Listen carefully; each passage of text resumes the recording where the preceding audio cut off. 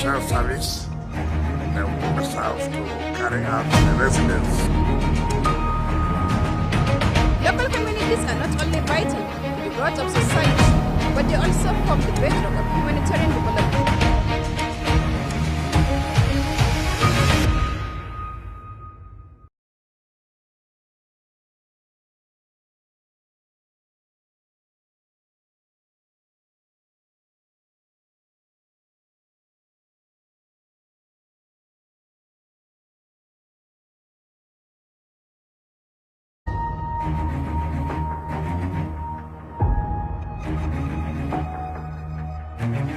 Mindful of how we use social media. It's not just about the platforms themselves. To the preservation of the national unity and democratic stability. Water is life, water is an essential service, they will serve to carry out the residence. Local communities are not only vital to the growth of society, but they also form the bedrock of humanitarian development.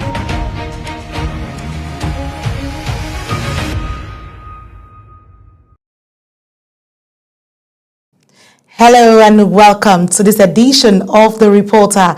The Reporter is a news and current affairs program that goes beyond the headlines, bringing you reporters' perspective from the field, first-hand accounts, and in-depth analysis of unfolding issues, correspondents' perspective, ensuring balanced, credible, and comprehensive storytelling. Welcome once again. I am Anieti Patrick. Let's start with Nigerian Senate. Nigerian Senate is taking a firm stance against what it described as misleading international narratives portraying the country as unsafe for Christians. Lawmakers have resolved to hold an executive session next week to deliberate on moves by the international community to classify Nigeria as a terrorist nation over alleged Christian genocide. National Assembly's correspondent Topsy Gimba tells us more. The decision followed a motion raised by Senator Ali Ndume representing Borno South on the urgent need to correct what he termed as false and dangerous narratives about religious persecution in Nigeria. In his lead debate, Senator Ali Ndume expressed concern over the growing support, particularly in international circles, alleging widespread attacks targeted at Christians. He challenged recent moves by the United States Congress to list Nigeria as a country of particular concern, insisting that such claims ignore the reality that both Christians and Muslims have been victims of terrorism and banditry. Note that Nigeria continues to face insurgency, terrorism, banditry, communal violence, and criminal attacks, which have tragically claimed the lives of both Christians and Muslims.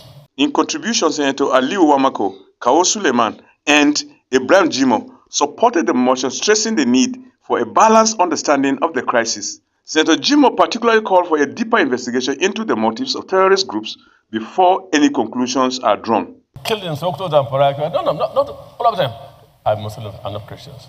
This investigation, Mr. President, cannot be allowed to continue as it is. We must take decisive steps to ensure that we readdress the reality of what is going on in Nigeria.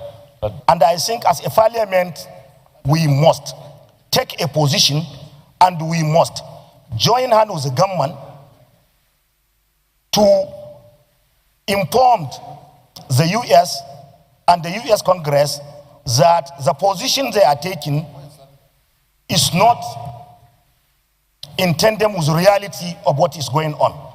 Understand the tactics and the practice of the terrorists. Advising the senators on the motion, the Senate leader, Kwemi Bamidele Ikiti Central, called for its step down to another date following the motion's complex nature. Our conviction that the insecurity problem, the insecurity challenge in Nigeria is not religion-driven.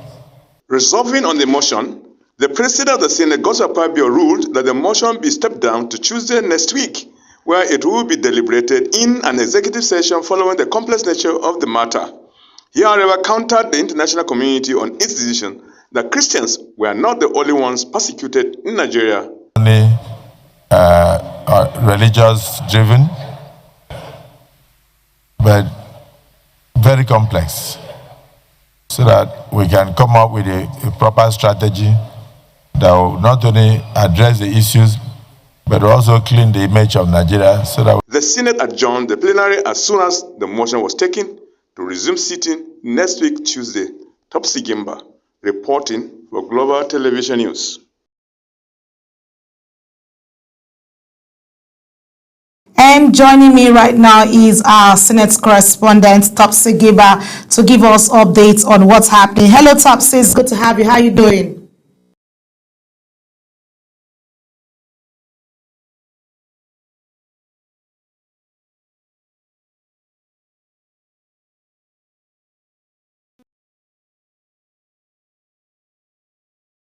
The Christian side.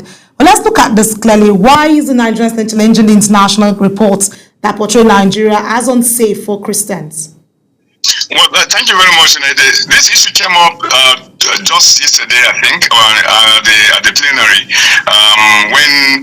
when Senator Ali Ndume from Borno, representing Borno South, felt that the idea by the American Congress, particularly the Senator Ted Cruz, we came up with the idea that the Christians are being persecuted in Nigeria and there is a need for them to get back to the list of terrorism. And it has become like an issue all over the world, including the domestic media here in Nigeria talking about that.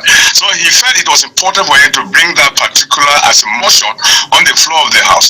But because of the magnitude of the problem, the Senate leader had to advise him to step the issue down and then take it next week. So we'll be expecting that next week, and that week before that one is done, they are going to sit on executive session to deliberate on that before they finally conclude. And let me just tell you quickly, if you don't know, Senator Ali Ndume is from a family of both Christian and Muslim members. In fact, his mother till today is still a Christian, and his sisters and brothers are still Christian. I know of Diana, who lives around here in Masaka, and I know David, and I know Naomi. It's only Naomi that I've actually converted to be a Muslim and taking a name as Aisha. You have 1 minute. So that's it from Topsy Gimba. Topsy, thank you so much for bringing us up to speed on that particular level. Let's move away from Topsy and tell you other stories making the rounds. Nigeria is taking a bold step to reclaim its voice on the global stage as the federal government officially presents Dr. Tawheed Olufemi Elias as its candidate for election into the International Court of Justice, ICJ. The presentation was made by the Minister of Foreign Affairs, Ambassador Yusuf Maitama Tuga, to members of the diplomatic community in Abuja. Ramsey Enoch Agbo has the details on this. For over a decade, no candidate from the ECOWAS region has served at the International Court of Justice, a gap Nigeria says must be bridged. Addressing ambassadors and international representatives, the Minister of Foreign Affairs, Ambassador Yusuf Maitama Tuga, says Nigeria's latest nomination reflects the country's commitment to strengthening Africa's representation in global judicial affairs.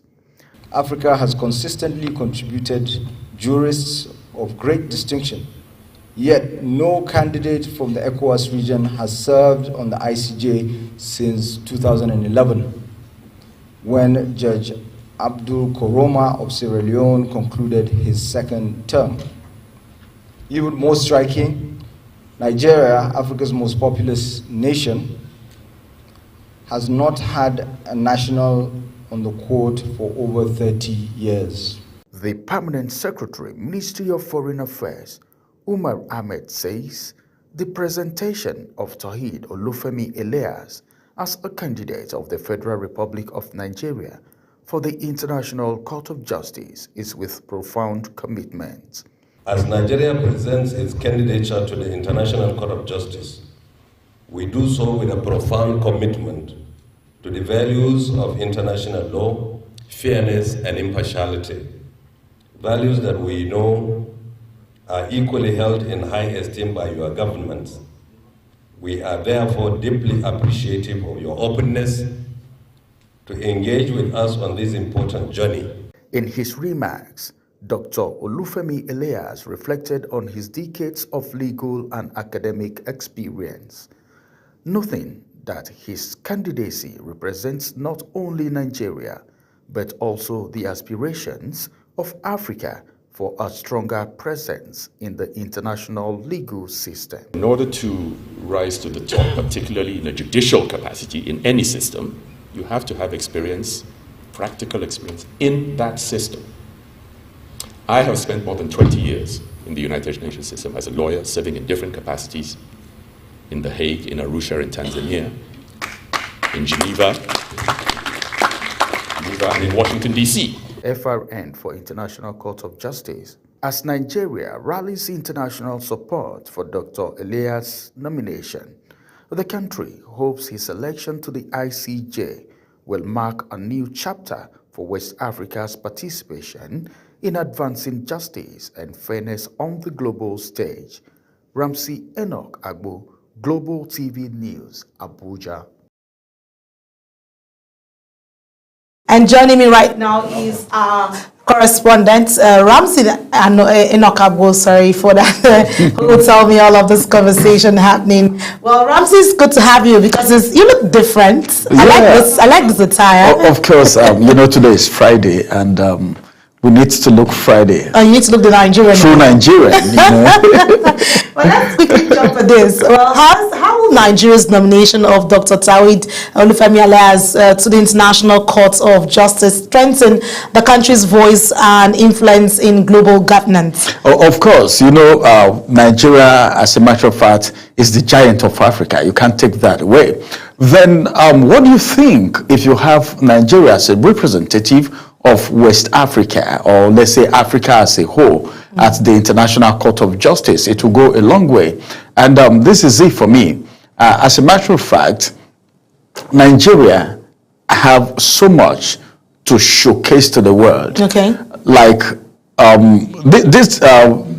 he is a legal practitioner who has been in the forefront of the court of, even the International Court of Justice. He's worked there as an ad hoc legal practitioner. And of course, Nigeria now, what we are pushing for is not just for Nigeria alone, but then if he gets there, one thing is sure for Nigeria: a lot of impressions would be corrected about Nigeria.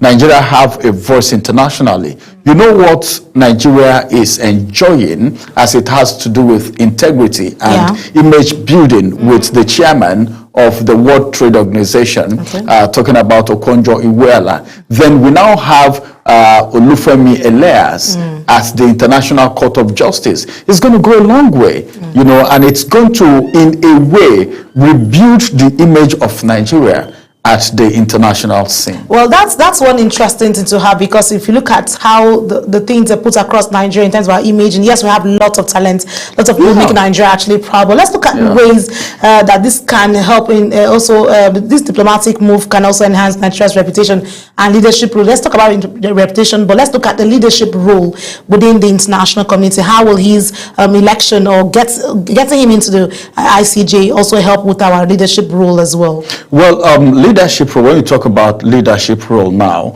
him getting there, as first of all, he has become a leader in a way, because him going there as a jurist is not just to go there and sit down. It takes capacity for you to get there. And going there now, number one, he is going to become someone that a lot of other legal practitioners look up to. That is one. He's already playing a leadership role. He can also serve in that capacity as an advisor, to other leaders in Nigeria. Because we've had situations just recently, we had of Nigerians, if they have any case abroad and they are convicted, they will have 10 years passport ban. All right. Now, in a situation whereby we have someone who is at the International Court of Justice, what it now means is that that person can be consulted from time to time, even by our leaders. This is what we want to do. What do you think? He can serve as a legal advisor, all right, to Nigerian government, for instance, and other legal practitioners, because it's a win-win. It's a win-win for Nigeria. It's a win-win for Nigeria. Why did I say it's a win-win for Nigeria? Because as it is, this is a position that a lot of people are eyeing. And Nigeria getting it is a plus for us. Nigeria getting it is a plus. Right, in fact, this program had the whole diplomatic community, all right, in the unveiling when the Minister of Foreign Affairs presented him, and the reception was massive. Okay. Meaning he has even represented some African countries before as a lawyer at the International Court of Justice. Okay. So going there now, he's not going there as a visitor, as just someone. This is JJC. He knows what he's going there for. Thank you so much, Ramsey. It's always a pleasure having you. The pleasure is all mine. Up to speed. Let's let you go. And meanwhile, let's tell you other stories. In the foreign scene, the United Nations says it is ready to launch a 60-day plan to help provide aid to the population in Gaza territory as soon as a ceasefire between Israel and Hamas comes into effect. UN Under Secretary General of Humanitarian Affairs and Emergency Relief Coordinator Tom Fletcher said during a press briefing in New York that the organization has already pre-positioned 170,000 tons of humanitarian aid for the plan. Here is Uyi Agumofegbe with the details. The United Nations Emergency Relief Coordinator said the ceasefire deal brokered by the United States President Donald Trump will be crucial in paving a path forward in the interest of the people in Gaza, urging that there must be no going back on the peace plan. Plan, detailed and tested, is in place. Our supplies, 170,000 metric tons, food, medicine and other supplies, are in place. And our team, courageous and expert and determined, are in place. Fletcher also stated that the United Nations will provide cash for 200,000 families to cover basic food needs, noting that the organization will restore Gaza's destroyed health system and deliver more medical supplies. There must be no backsliding on the agreements that have been made. There will be some who will seek to prevent President Trump's plan from being implemented, and that must not be allowed to happen. UN Secretary General Antonio Guterres had called on all sides to seize the opportunity to establish a credible political path towards ending the occupation, recognizing the right to self-determination of the Palestinian people and achieving a two-state solution. Uyi Agumofegbe, reporting for Global TV News. And joining me right here in the studio is our correspondent, Uyi Agumofegbe, who has been keeping tabs with these developments, bring us up to speed with all the happenings there with the Gaza. Uyi, it's good to have you. Is it a thing with all of you today being Friday that you're preparing all traditional? Well, you already said it. It's a Friday, right? Let's quickly delve into the conversation and get it running. Well, there's a whole lot happening. We've had a lot of issues around Gaza and humanitarian issues. Let's quickly put this out. How will the United Nations 60-day aid plan impact humanitarian relief efforts in Gaza once the ceasefire between Israel and Hamas takes effect? You know, it's quite interesting. First of all, let's establish, Nietzsche, that this is more like a new dawn in a very reassuring and, if you like, relieving sense of that word. Because, of course, you and I have talked severally here about the situation in Gaza, but now there's a ceasefire in place, and the UN wants to use that, especially the UN relief agency, use that window to see how much of relief it can bring to the people in Gaza. But the work is much. It's going to be a long road or a long walk to freedom, as they say. All right, so there's going to be quite a number of things to be done. First of all, those who had left Gaza, those who had been displaced, are now returning in large numbers. So the next couple of days, naturally, we're going to see so much of people returning to Gaza. But the UN is very clear. It says, first of all, they are going to make monies available, funding available for at least 200,000 families, not just individuals, families, so they can cover things like cost of food, medicine, and all of that. They will make temporary learning spaces also available for about 700,000 children who had been out of school, apparently because of the crisis that had been there for 2 years and all of that. And he also wants to ensure that there's so much of investment, or at least substantial investment, made in the area of health, because that's one area where there has been so much of crack apparently, and then nutrition is equally important. So in the next few days, we're going to be hearing so much from the UN Relief Agency as to how much of work is happening on the ground. Okay, let's look at quickly the SWIFT measure. What kind of measure should the UN rather take in place to ensure delivery of these 170 tons of the humanitarian aid they have for them? Right. You know, before now, Israel had placed an embargo. I mean, in the sense that Israel had not allowed aid to come through. There had been appeal to Israel. We even saw the flotilla that left from different parts of the world, from South Africa, from Europe, and all of that, to ensure that aid came into Gaza. That had not happened. But on account of this peace deal brokered by U.S. President Donald Trump, all of that will happen, and the trucks are ready. The UN has given assurances again this week that they have men on the ground who are courageous and ready. All right. Well, we hope that this gets very swift and easy for them, because this is one way forward, which a whole lot of people have been looking out for, because the relief is very important. At this point in time, there's so much, and the Gazans need something to just take a breather. Right. Thank you so much, Oye. Always a pleasure. All right. Let's tell you that it's been an amazing ride here on The Reporter, where we've brought you stories, making the rounds, telling you what the situation is right in Nigeria, and also the image making in terms of leadership, and also putting up a good one for Nigeria there, where you have Elias coming to standing at the ICJ. Well, it's been a good one, like I mentioned earlier on The Reporter, and this is where we have to draw the curtains on The Reporter until the next time when we come your way. Don't forget that Global Television is on DSTV channel 365 and on Star Times channel 276. Always follow us across all our social media platforms using @Global TV NG. Well, until the next time, I remain Anieti Patrick. Do have a lovely day ahead of you.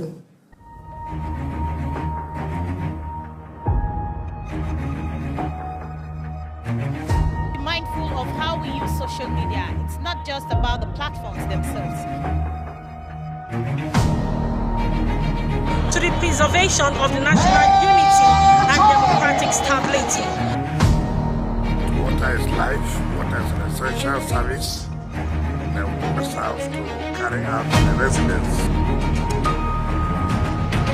Local communities are not only vital to the growth of society, but they also form the bedrock of humanitarian development.